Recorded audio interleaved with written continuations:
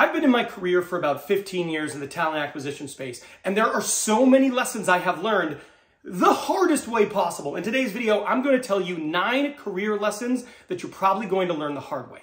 Let's go. The first one is that if you are in a results-based role, and just about every role to a degree is a results-based role, what have you done for me lately is incredibly accurate. So what do I mean by this? Well, when I was first recruiting early on in my career, I had one of the best Q4s I had ever had. You know, I had been recruiting for probably about 2.5 years, 3 years, and I had a monster Q4. And I was really excited about it. And going into the next year, I was ready to take on the world. But I started off and I had a really slow Q1. One of the worst quarters I'd ever had as a recruiter. And this was as an agency recruiter, so it is a revenue producing role. And at the end of Q1, I was actually let go. And it was because I had really, really bad numbers in Q1. I had done so well in Q4 and I was so high on my success and so excited. But the reality is, in corporate America, oftentimes, especially if you're in big companies, they just look and across the board, they go, who is not producing? And it doesn't matter what you had done previously. It matters what you had done for them lately. And this is a lesson that was very hard for me to learn, but I absolutely learned it. It's one of the reasons why consistency is so important. The next lesson that you're probably going to learn the hard way is that most managers are not great leaders. So choose wisely. The reality is most people who become managers because it was the next logical step in their career. They wanted to get promoted, they got promoted into a role, and they don't necessarily have passion around leading people. Sometimes, again, it's just what's next. And another thing that is just an absolute truth in corporate America is that there is not a lot of leadership training. So most people get moved into this role. They've never led before. They don't necessarily know how to do it, and then they are ill-equipped to actually perform the role. And it is highly impactful whether you have a great leader or a not great leader. And if you have a not great leader, it's going to adversely impact your career significantly. So when you are moving into a new role, transferring departments, looking for a new role, deciding if you want to leave, quality of manager really, really matters. I remember thinking in high school, man, there is so much gossiping. This is so immature. I can't wait till I'm past this and I no longer have to deal with it.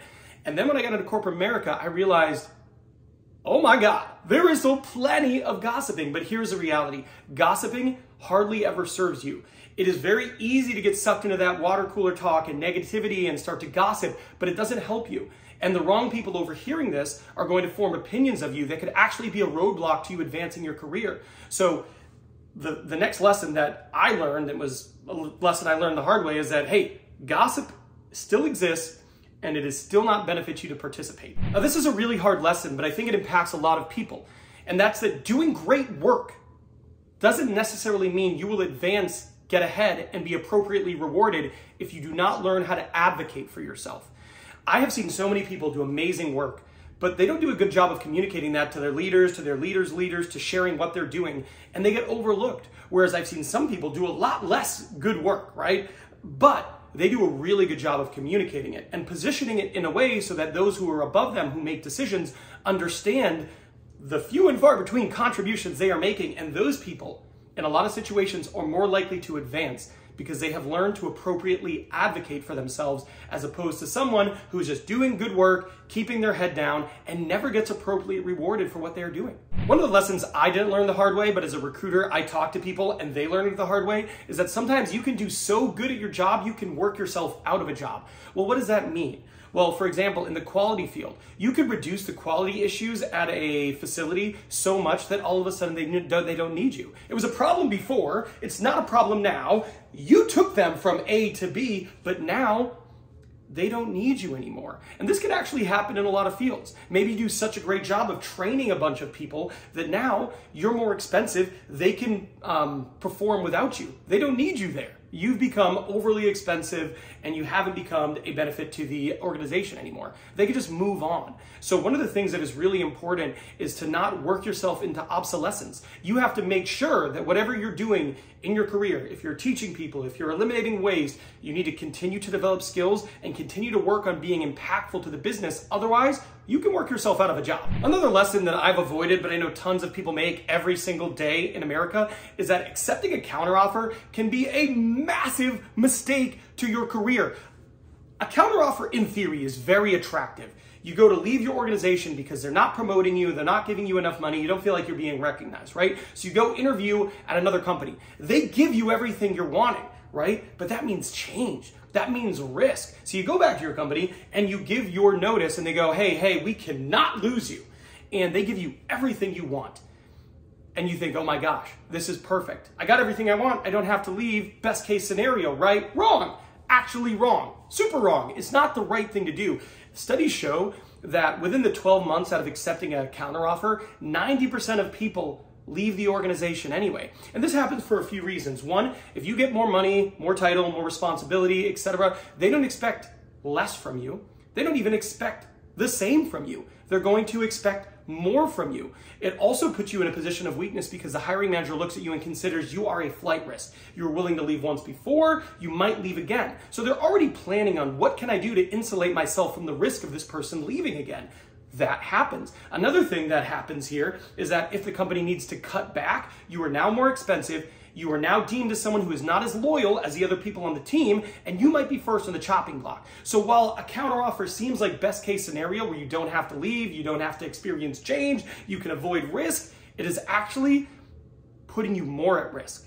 And that is a hard lesson people learn. Choosing a job just because it pays more can be a massive mistake. Early in my career, I actually made a move to a job that gave me a better title, it gave me a pay increase, and I thought, this is great. You know, I was leaving a good manager, I was leaving a good team, I was leaving a really good company, and I went to this new company and it was significantly worse. I was immediately making like a significant amount more for me at that stage in my career. It was pretty early on. I got that new title, my first like promotion-esque type thing. It was really exciting, but the environment was worse. The company was less stable.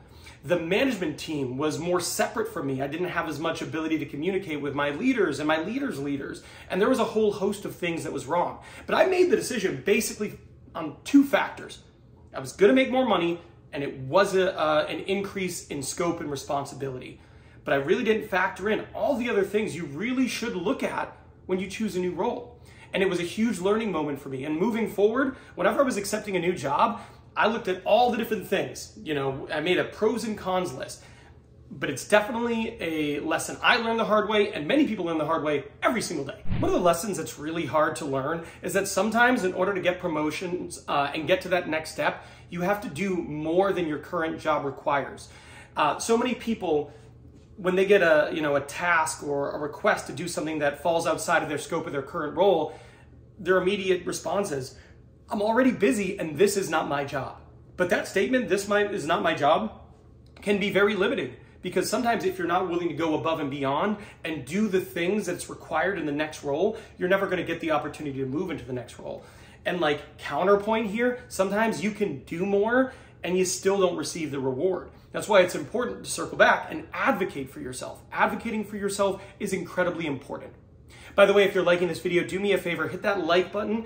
It's free. It tells YouTube I don't suck. It helps the channel and it motivates me to make more videos like this. And by the way, if you're already willing to do that, hit that subscribe button, hit that notification bell. That way you never miss one of my 3 free weekly videos, all designed to help you land your dream job and maximize your career.